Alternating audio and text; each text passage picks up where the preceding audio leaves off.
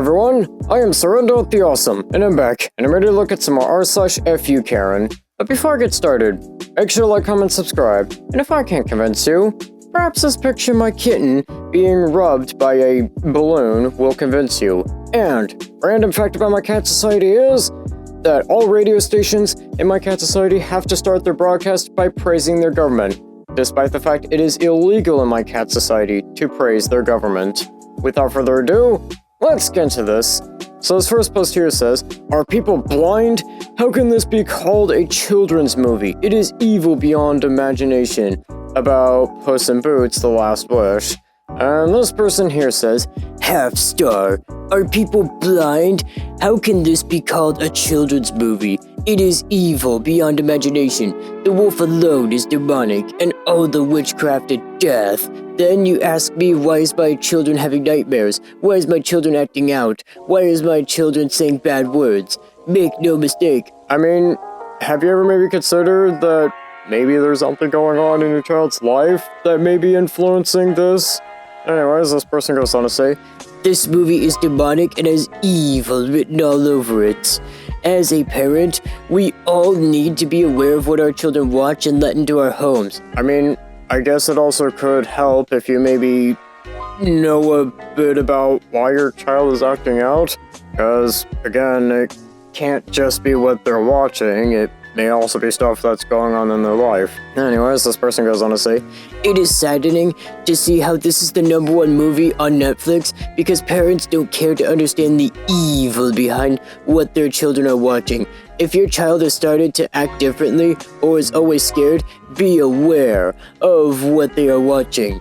And also, what maybe could be going on in your child's life that could be getting them to act differently or be scared. Anyways, this person goes on to say, "This industry is going down like Donkey Kong, and it's about time." Okay, I'm gonna give this a 40 out of 50. I think you may be reading a little too deeply into this, and I think you probably, I don't know, could find some other reasons why your child may be acting out, like sudden changes in their lives, or, I don't know, bullies at school, or something like that. That could be a reason. And this next post here says, "Holistic nutritionist Karen says Dr. Pepper gives kids ADD and ADHD." And this person here says, "Holistic nutritionist here. Dr. Pepper is one of the most unhealthiest sodas." I'm pretty sure you meant to say most unhealthy sodas, but anyways, this person goes on to say, "You are giving your child high fructose corn syrup, caramel color, phosphoric acid, artificial and sodium benzoate preservative, and caffeine, ingredients which cause ADHD, ADD, cancer, digestive disorders, diabetes, obesity, and it is highly addictive. Good job." Okay, from the little bit of research I did, I figured out that one of the most common causes for things like ADHD and ADD is things like, well, genetics. You know, if you have it, more than likely, you inherited it from one of your parents. And well, if both of your parents don't have it, then more than likely, your grandparents. And I'm gonna probably give this a 45 out of 50.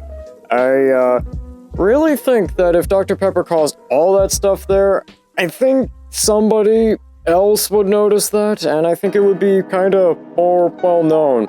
In fact, I think Dr. Pepper would kinda be forced to either change their ingredients or shut down after that. And this next post here says, "This entire show is a scheme of Satan. They portray a woman as the judge of the universe." A bad review for The Good Place. And this person here says, "Half star. All the religions on the earth, and it's always a jab at Christ. Coincidence? I think not. You can't earn your way into heaven. Only through the atonement and blood of Messiah will you walk into the gates.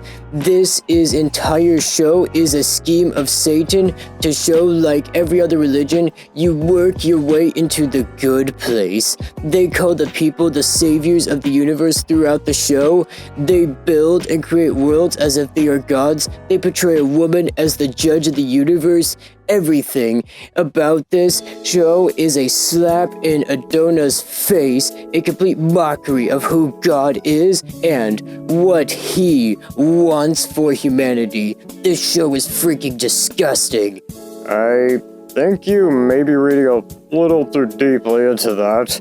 I mean, I don't know what show you're talking about, and I've never seen it, but I think you may be reading a little too deeply into this, and I'm gonna probably give this, like, I don't know, a 40 out of 50.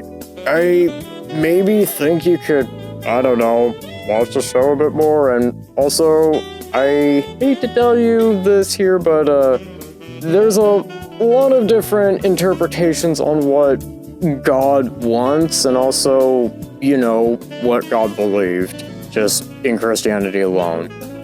And this next post here says, she tries to have one book banned per week and says she'll never stop.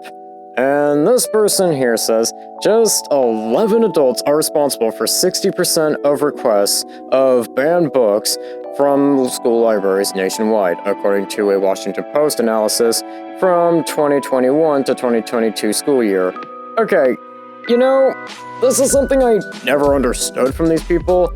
How much free time do you have to just decide, yeah, this is going to be my life. I'm just going to prevent children from reading specific books because I have no life.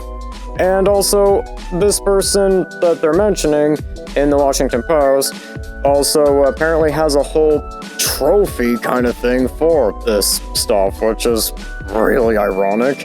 And I'm gonna give this a 50 out of 50 because, yeah, how depressing does her life have to be? And why don't she take up some, like, I don't know, knitting or gardening or, I don't know, anything.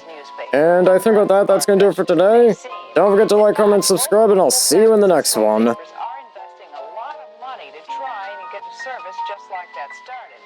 Science editor Steve Newman reports on one person already using the brand new system.